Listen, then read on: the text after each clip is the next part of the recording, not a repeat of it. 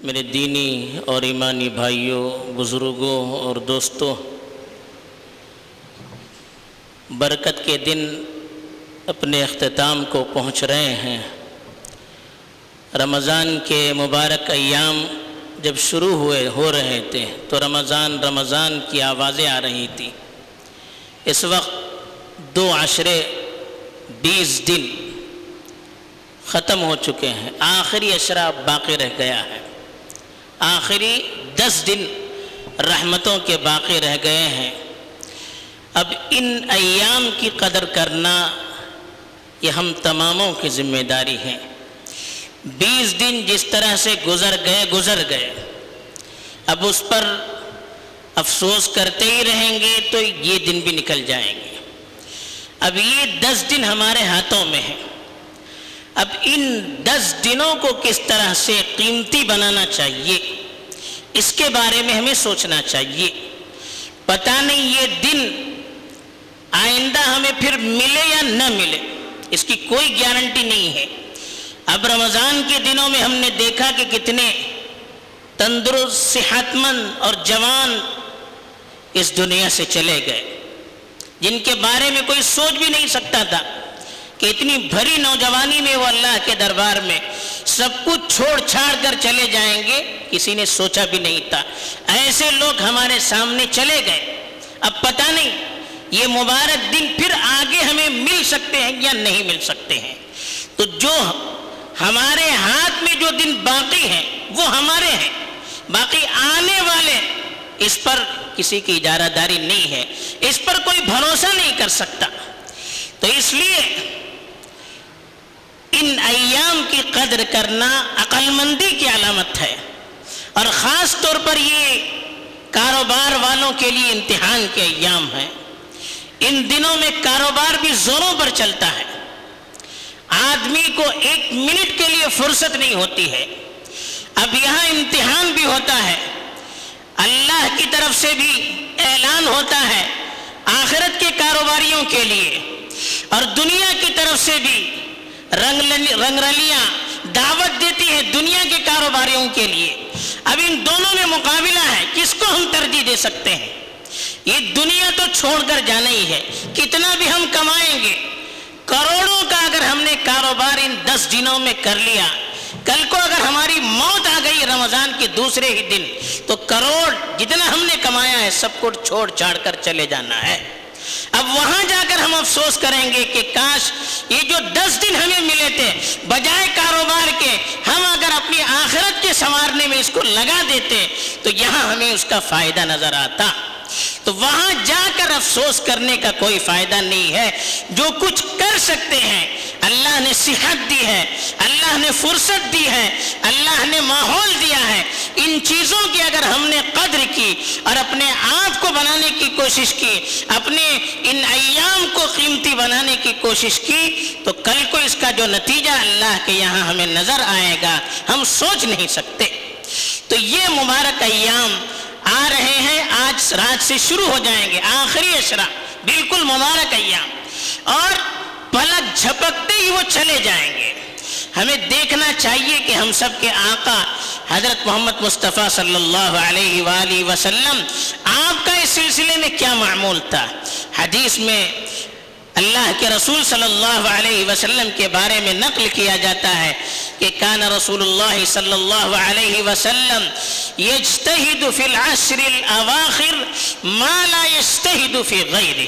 مسلم شریف کی روایت ہے کہ آخری عشرے میں رسول اللہ صلی اللہ علیہ وسلم جتنی کوشش کیا کرتے تھے، جتنی محنت کیا کرتے تھے، اپنے آپ کو اللہ کے سامنے جس طرح سے تھکاتے تھے، باقی دنوں میں اتنی محنت نہیں کیا کرتے تھے۔ حالانکہ شروع کے 20 دن یہ بھی اللہ کے رسول صلی اللہ علیہ وسلم کے عبادت ہی میں گزرتے تھے، لیکن آخری عشرے میں جو کوشش آپ کرتے تھے، جو محنت آپ کرتے تھے، 2 عشروں میں اس کا کوئی ہمیں پتہ نہیں ملتا، اس کی ہمیں نظیر نہیں ملتی۔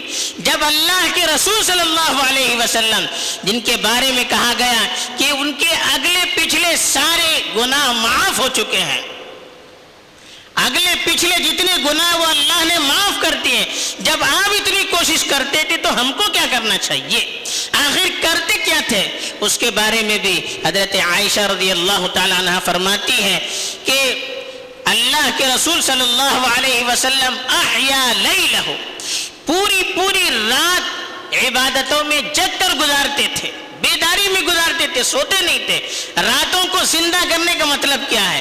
اللہ کی اطاعت میں، اللہ کے سامنے آہوازاری کرنے میں، تلاوت میں، ذکر و اذکار میں، اللہ کے سامنے کھڑے ہو کر نماز پڑھنے میں.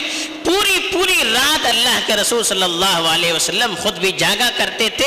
وَأَيْقَظَ أَهْلَهُ، اپنے گھر والوں کو بھی جگایا کرتے تھے، اپنے گھر والوں کو بھی جگایا کرتے تھے کہ یہ مبارک ایام اب گزرتے چلے جا رہے ہیں، اب ہمارے ہاتھوں میں ہیں، اب ان کی قدر کیجیے. اپنے گھر والوں کو خود جگایا کرتے تھے. کتنا اہتمام ہوتا تھا. اور فرمایا وجد، بہت کوشش کرتے تھے اللہ کے رسول صلی اللہ علیہ وسلم، خوب محنت کرتے تھے. وشد مئزرہ، ہر طرف سے اللہ کے رسول صلی اللہ علیہ وسلم منہ موڑ کر ایکسو ہو جاتے تھے.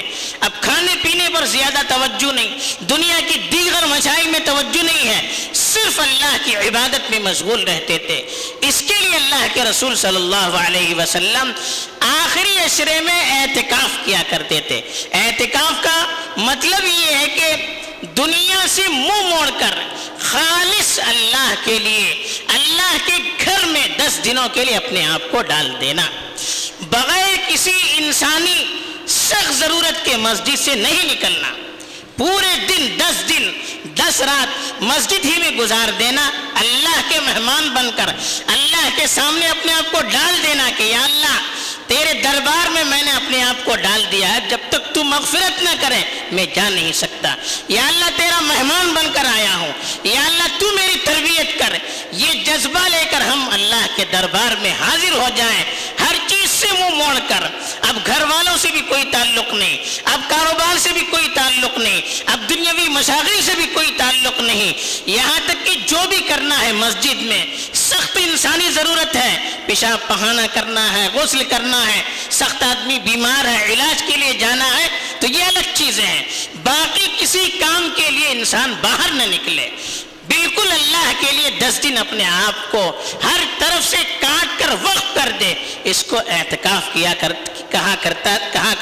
اس کو اعتکاف اعتکاف کہتے ہیں. اور اللہ کے رسول صلی اللہ علیہ وسلم اعتکاف کی پابندی کرتے تھے، آخری عشرے میں اعتکاف کرتے تھے. یہاں تک کہ بعض مرتبہ جہاد میں جانے کی وجہ سے اللہ کے رسول صلی اللہ علیہ وسلم اعتکاف نہ کر سکے تو دوسرے رمضان میں اللہ کے رسول صلی اللہ علیہ وسلم نے اس کی تلافی کی، 20 دن کا اعتکاف کیا. اب اعتکاف کا اصل مقصد یہ ہے کہ آخری عشرے میں ایک مبارک رات ہے جس کو لیلۃ القدر کہتے ہیں، شب قدر کہتے ہیں، انتہائی اہمیت والی رات، برکتوں والی رات، قدر و قیمت والی رات. اس رات کے بارے میں پوری سورت اللہ تعالیٰ نے قرآن مجید میں نازل کی، اور اسی رات میں اللہ تعالیٰ نے قرآن مجید کو نازل کیا. فرمایا انا انزلناہ فی لیلۃ القدر. اس رات کی اہمیت کو بتانے کے لیے فرمایا کہ اسی رات میں ہم نے قرآن مجید کو نازل کیا. دوسری جگہ فرمایا انا انزلناہ فی لیلۃ مبارکہ، ایک مبارک بابرکت رات میں ہم نے اس قرآن مجید کو نازل کیا. اب وہ بابرکت رات کون سی ہے؟ یہی لیلۃ القدر. وما ادراک ما لیلۃ القدر. اللہ پوچھتے ہیں معلوم بھی ہے یہ لیلۃ القدر کیا ہے، اس کی کیا اہمیت ہے، اس کی فضیلت کیا ہے، اس کی قدر و قیمت کیا ہے؟ آپ کو کچھ پتا بھی ہے اس سلسلے میں؟ لیلۃ القدر خیر من الف شہر. کہا کہ یہ لیلۃ القدر، یہ اہمیت والی رات، یہ مبارک رات، یہ برکتوں والی رات 1000 مہینوں سے افضل ہے، 1000 مہینوں سے بہتر ہے. انسان کی عمری کیا ہے؟ 50 60 سال 70 سال، بہت زیادہ آگے بڑھ گیا آدمی 80 85 سال. اس عمر میں بھی کتنا وقت اللہ کے لیے انسان دے سکتا ہے؟ کھانے پینے کی ضرورتیں، کاروباری ضرورتیں، گھر کے مشاغل، دنیاوی مشاغل، سونا ہے، اپنی ضروریات پوری کرنی ہے. آدمی مشکل سے دن میں 2 گھنٹے 3 گھنٹے اللہ کے لیے زیادہ سے زیادہ نکال سکتا ہے. اب اتنی عمر میں اتنا تھوڑا وقت ہم اللہ کے لیے نکال سکتے ہیں, تو اس ایک رات کے بارے میں کہا کہ 1000 مہینوں سے افضل. ایک رات اگر ہم نے عبادت کی, اللہ کے لیے خالص کر دیا اس رات کو, تو گویا 1000 مہینوں سے زیادہ عبادت کرنے کا ہمیں ثواب ملے گا. تو اتنی قیمتی رات اسی آخری عشرے میں آتی ہے. تحروا لیلۃ القدر فی العشر الاواخر من رمضان. فرمایا کہ لیلۃ القدر کو رمضان کے آخری عشرے میں, آخری 10 دنوں میں تلاش کیا کرو. اب 10 دنوں میں بھی پھر اللہ کے رسول صلی اللہ علیہ وسلم نے آسانی کے لیے فرمایا کہ وتر جو طاق راتیں ہیں, 21ویں رات, 23ویں رات, 25ویں رات, 27ویں رات, 29ویں رات, کہا کہ ان راتوں میں تلاش کیا کرو. عام طور پر لیلۃ القدر ان طاق راتوں میں ہوتی ہے, آخری 5 راتوں میں سے کسی ایک رات میں ہوتی ہے. اب اس رات کی تلاش میں اللہ کے رسول صلی اللہ علیہ وسلم خود بھی اعتکاف کیا کرتے تھے, آپ کے صحابہ بھی اعتکاف کیا کرتے تھے, یہاں تک کہ ازواج مطہرات بھی اعتکاف کیا کرتی تھی, تاکہ اس مبارک رات کی فضیلتیں حاصل ہوں. آدمی گھر میں رہے گا, بیوی بچوں کے ساتھ رہے گا, مشغولیت میں رہے گا, اپنے آپ کو فارغ نہیں کر سکتا. تو مسجد میں رہ کر اس کے لیے اپنے آپ کو فارغ کرنا ہے, اس میں نمازیں پڑھنی ہے, دعائیں کرنی ہے اللہ سے. حضرت عائشہ رضی اللہ تعالی عنہا نے اللہ کے رسول صلی اللہ علیہ وسلم سے پوچھا, اگر یہ رات مل جائے تو کیا کروں؟ کہا کہ دعا کرو, اللہم انک عفو تحب العفو فاعف عنا. اے اللہ, تو سرتاپا معاف کرنے والا ہے, بخشش کرنے والا ہے, معافی کو پسند کرتا, ہمیں معاف کر دے, ہمیں بخش دیجیے. تو یہ اللہ سے دعائیں کرنی ہے, تلاوت کرنا ہے, اللہ کے سامنے کھڑے ہو کر نمازیں پڑھنی ہے, اور اللہ کے سامنے رونا ہے, گڑ گڑانا ہے, اللہ کی رحمت کو طلب کرنا ہے. تو یہ رات اس کے لیے ہے. اب اس مبارک رات کے حاصل کرنے کے لیے آخری عشرے میں اعتکاف کیا جاتا ہے. آج کے حالات میں ہمیں اللہ کی رحمت کو اور زیادہ طلب کرنا چاہیے. جس طرح سے مسلمان ظلم و ستم میں پسے جا رہے ہیں, جیسے دشمن ان پر سوار ہو رہے ہیں, ہم تصور نہیں کر سکتے کیا ان کے منصوبے ہیں. تصور کر کے انسان کانپ جاتا ہے.